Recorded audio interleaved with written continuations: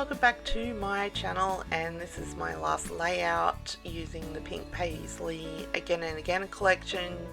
You can see that is what I am left with in terms of paper scraps. So I am going to make an L shape kind of pattern with them on my layout, and I do have to, I had to grab some more of that wood grain because I wanted it to go a bit further along, so, and you can't even tell it's been joined. I think I hid the seam or hid it under the other ones that are overlapping. I'm bringing in some crepe paper that it's just one of those rolls of crepe paper that you buy like a streamer type thing, and I buy rolls of them and I stitch them so they're all ruffled, and I have a bunch of it ready to go if I ever want to use it on a layout. So I always get white and black, and I get pink, light pink, because they're the colors I seem to use a lot. So I'm just stapling it down and tucking it in just to add a bit of interest to all them paper strips that I've got going down the page, and I will add another ruffle of it going across.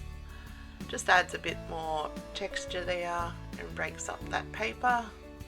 Just stapling it on, it's a bit easier than gluing. And I knew what photo I wanted to use already for this layout.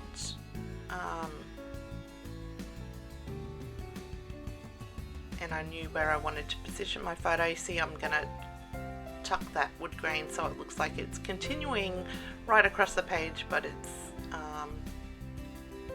actually got a gap there. No one's ever going to know.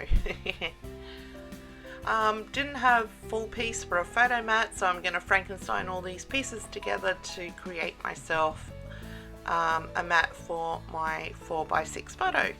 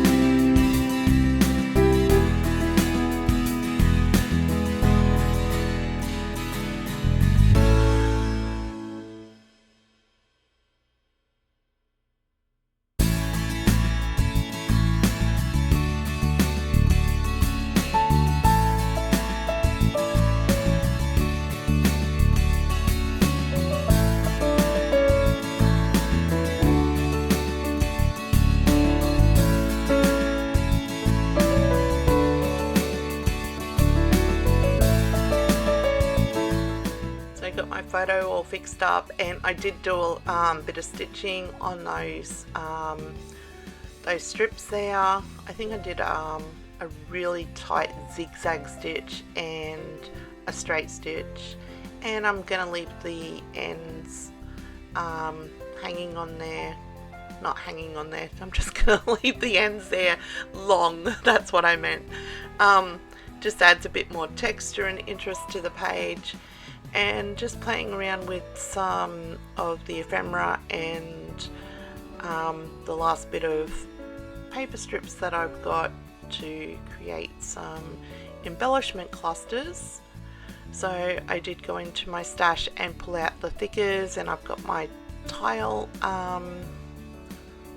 alphas again, and I did want the title to say Meeting Great Great Granddad, but I end up just going with Great Great Granddad, and this is my grandfather who was meeting his great great grandson, my grandson, for the first time. It was I think it's quite cool that my grandson got to actually meet his great great granddad. even though he probably won't remember it. Wasn't too sure of him too, because he had a walker and all that, and kind of threw Noah off. But yeah, he just sat there in one of our arms and would stare at Grandad. It was funny. It was so cute. So yeah, so I wanted to have the title saying meeting great granddad, but I didn't like the way that looks, so I got rid of that word, and I'm just putting together a little cluster of embellishments to go under the side of my photo. And I think I bring up yeah, I do. I bring up another kind of cluster up here, and that little frame, did I end up using that frame? It's a Jen Hadfield frame, and I got it in Kitaholic Kits years ago.